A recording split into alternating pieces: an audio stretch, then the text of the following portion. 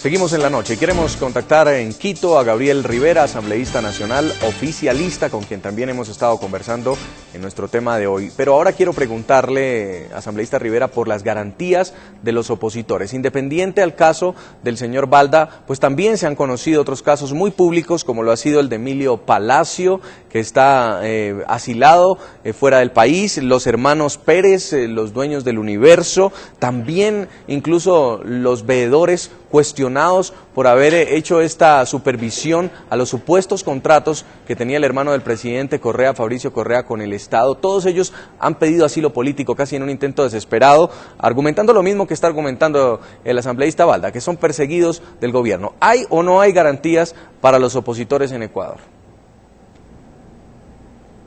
Bueno, primero, antes de contestarle esa pregunta, que creo que es válida, sumamente importante, responderla, quiero decirle con toda la fuerza de mi corazón, con la sangre que corre por mis venas, que siento vergüenza de que un asambleísta, aunque sea suplente del Ecuador, sienta placer porque el 1 de marzo de 2008 se haya invadido, se haya bombardeado territorio ecuatoriano, un territorio que tiene que ser inviolable. Bajo ningún criterio, bajo ningún concepto, en ningún escenario puedo siquiera aceptar de que un ecuatoriano sienta placer porque se bombardee su suelo patrio. Eso puede entender la diferencia entre los que nos quedamos en la Revolución Ciudadana y aquellos que se fueron. Ahora sí, para contestarle la pregunta que usted me hace y que yo le insisto, creo que es muy pertinente. Le quiero decir que el señor Palacio, quien evidentemente fue enjuiciado por el señor Presidente de la República, se atrevió a decir que el Presidente de la República había ordenado fuego a discreción ese famoso 30 de septiembre, fatídico 30 de septiembre para la democracia del Ecuador, porque se quiso bajar, se quiso fenestrar a un gobierno legítimamente constituido, no por el poder de las armas, no por el poder de las botas, sino por el poder de los votos.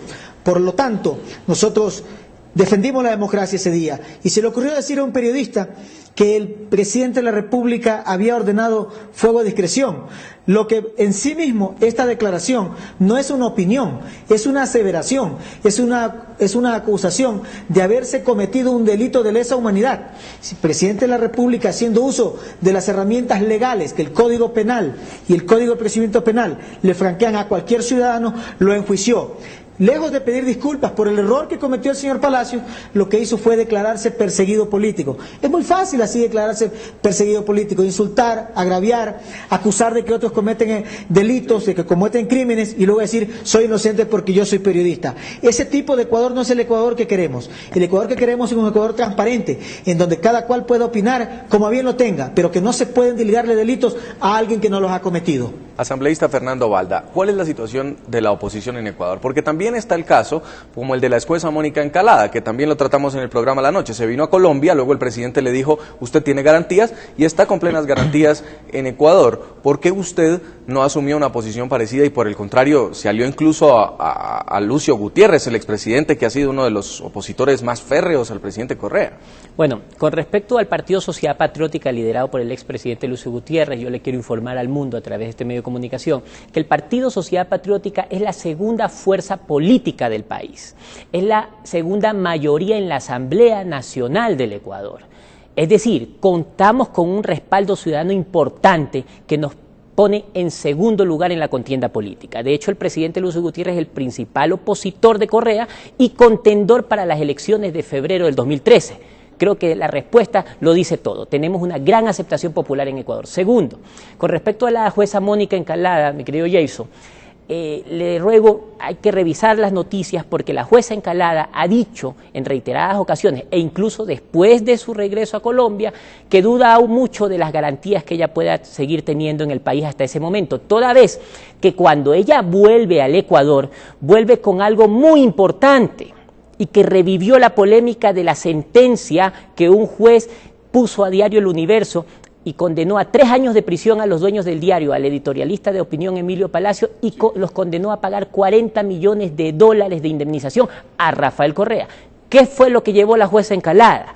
Llegó con un video en donde se ve al juez que dictó la sentencia conversando con otras personas y con la jueza Encalada, en donde le admite que El abogado del presidente Rafael Correa, Gutenberg Vera, le entregó la sentencia hecha, terminada en un dispositivo USB. Sí, el caso lo tenemos claro, pero ella sigue en Ecuador, incluso nos ha hablado desde el Ecuador para el programa La Noche y ha hablado en contra del gobierno de Rafael Correa, pero tuvo sí. que huir en algún momento a Colombia.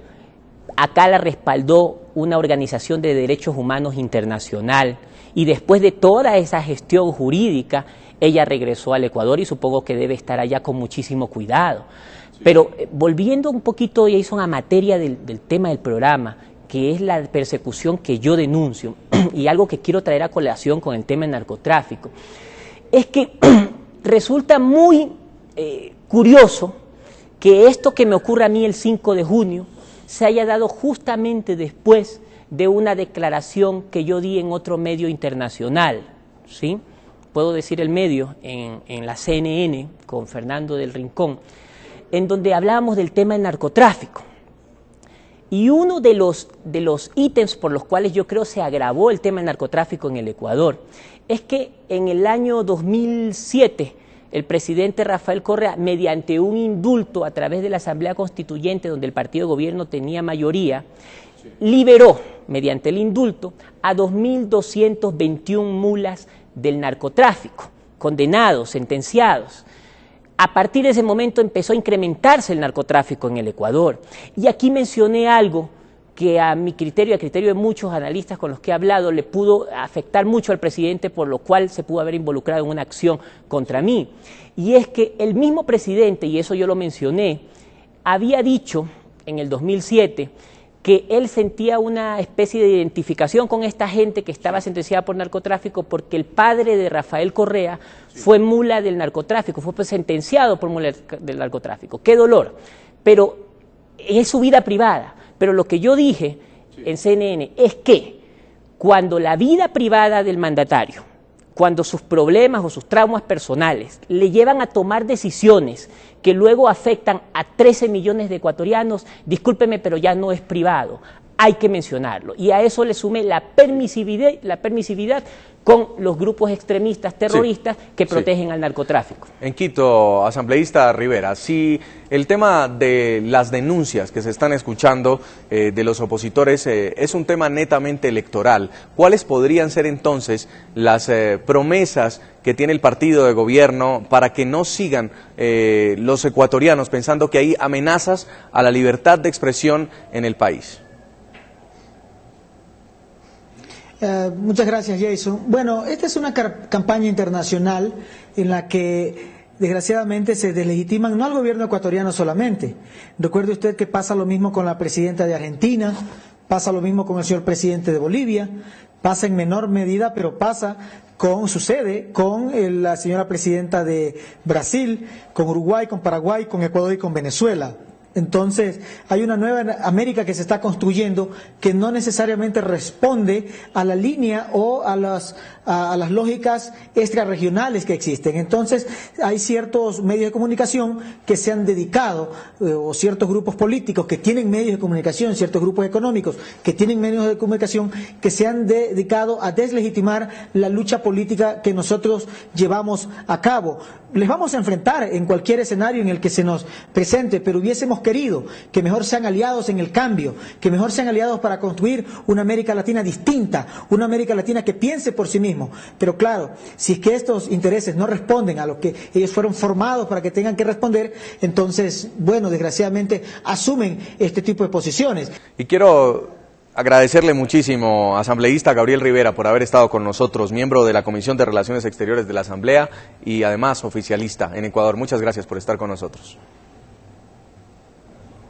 Un abrazo también, Jason. Muchísimas gracias por la entrevista. Muy amable. Y a usted, Fernando Balda, si, como lo ha dicho el oficialismo, usted está buscando protagonismo político con este hecho, ¿qué puede dar la oposición? ¿Qué batalla puede dar la oposición desde afuera o desde incluso adentro para no permitir que sea la reelección de Rafael Correa un hecho que continúe, como ustedes lo aseguran, amenazando la libertad de expresión? Brevemente. Yo he sido un crítico y un fiscalizador del gobierno constantemente, no importa el lugar geográfico en donde me encuentre, el lugar del mundo.